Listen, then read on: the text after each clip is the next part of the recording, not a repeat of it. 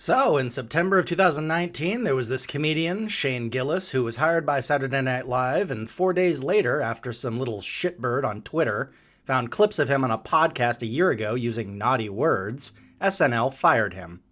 Those words were chink and faggot. What? Seriously? I can't use the word chink and faggot on YouTube? Chink. Chink, chink, chink. Chink in the armor. Whew, there we go. Faggot. Faggot. What innocuous phrase can I use with the word fat in it? Oh. Oi, governor! Bother you for a pack of fags? Yes, I can curse like a big boy. Fuck you, Mom. I do what I want. This is who I am! In my opinion, Saturday Night Live hasn't been funny since the 90s. And I don't mean that it's been hit and miss, but occasionally funny. I mean, not a single sketch has made me laugh in 20 years. And I'm not counting the Lonely Island songs because those guys were doing hilarious music that I was aware of years before Saturday Night Live brought them on. So why do I even care about Saturday Night Live's current cast? It's not like I'm going to be watching anyway, so why would it bother me one way or the other how cringy their attempts at comedy are? Well, I don't care about the show, but I think legacy productions like SNL are a good canary in the coal mine that reveal what's coming for the rest of the entertainment industry. And secondly, I do feel the need to point out the hypocrisy of older comedians who made their careers off of the ability to say outrageous things, either not coming to the aid of their peers during eruptions of cancel culture outrage, or even joining in on these online lynch mobs. The guy who unearthed these podcast clips of Shane saying these naughty things, and is being touted as responsible for spreading awareness of his crimes, is named Seth Simmons.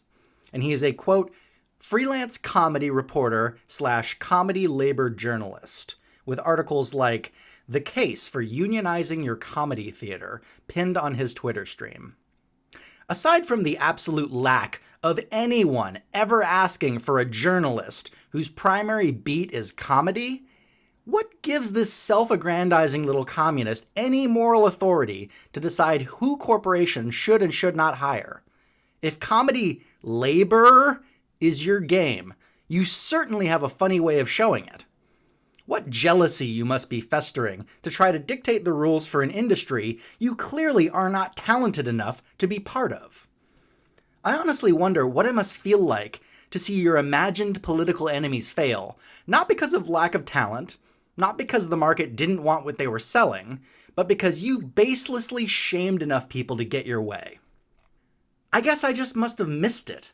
I must have been sleeping or moved when they sent me the invitation to the meeting where you were elected the arbiter of good taste for comedians. I just cannot imagine living 10 minutes in your skin and not throwing my lithe little body in front of the nearest clown car. That you ostensibly write about comedy for a living and didn't take to heart any of the hard-fought lessons of the pioneers of comedy like Lenny Bruce or George Carlin, who suffered and were even arrested for the right to say words that offended people. The arrogance, Seth. Oh, what times. Oh, what customs.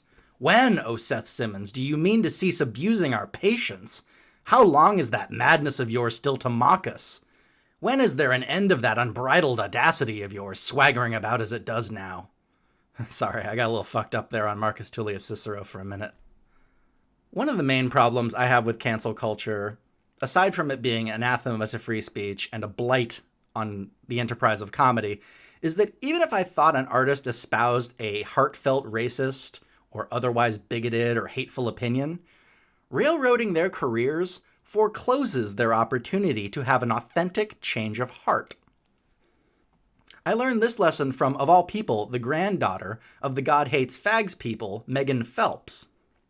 She recounted on a podcast that she spent her childhood wishing death upon people who broke God's laws like fornication, adultery, etc. And then one day, some Jewish guy on Twitter points out to her that her sister had had a child out of wedlock. But her church didn't put her sister to death, and she was in good standing in the organization because she had repented.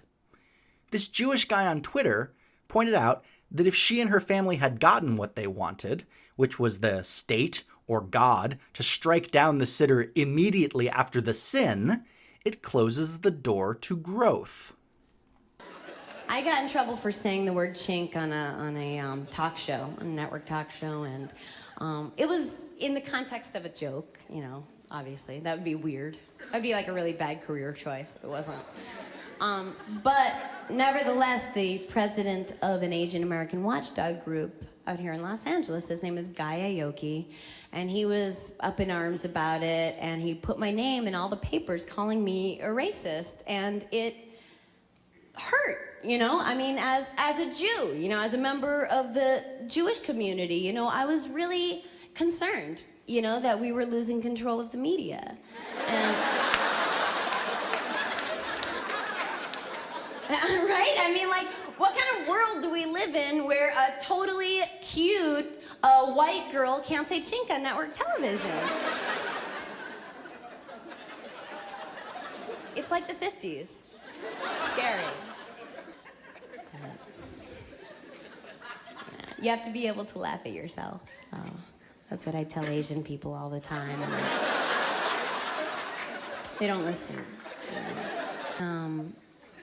I was about to go on a talk show and talk about that whole kind of idea, how we make fun of people that we're not afraid of, you know, but we refrain from making fun of people that scare us, you know, and I was about to go on, and the segment producer came over to me and he said, you know, instead of nigger, say the N-word.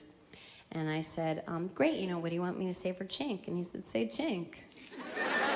Why?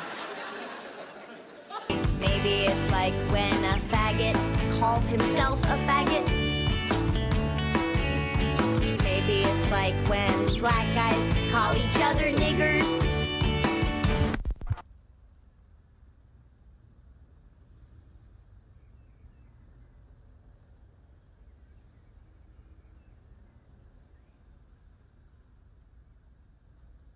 As for the hypocrisy of comedians like Sarah Silverman, who made their fame and fortune with racist jokes, but then do an about-face and are now darlings of the left, I'm not suggesting anyone try to cancel them.